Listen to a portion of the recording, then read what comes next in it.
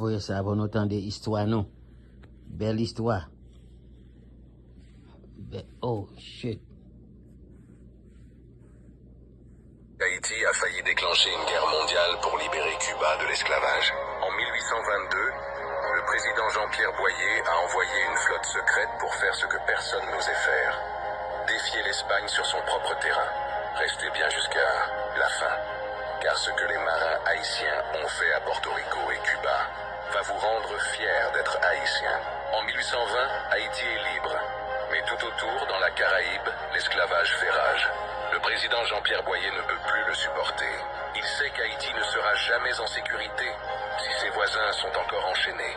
Alors, il prépare un plan secret, l'expédition vers l'Est. Il ne veut pas seulement unir l'île, l'actuelle République dominicaine. Il veut chasser les Espagnols de toutes les îles voisines. Boyer arme des navires haïtiens.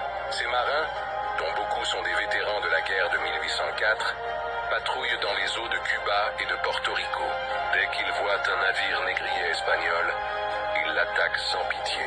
Ils ne volent pas l'or, ils volent les humains pour leur rendre leur liberté. Les colons de Cuba sont terrifiés. Ils appellent ça la contagion noire.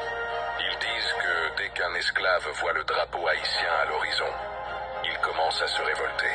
L'Espagne et la France menacent de raser Port-au-Prince si Haïti ne retire pas ses navires. C'est là que l'histoire devient poignante. Haïti a dû freiner ses ambitions militaires à cause de la fameuse dette de l'indépendance. Mais l'esprit de révolte qu'Haïti a planté à Cuba a mené, des années plus tard, à l'indépendance de Cuba.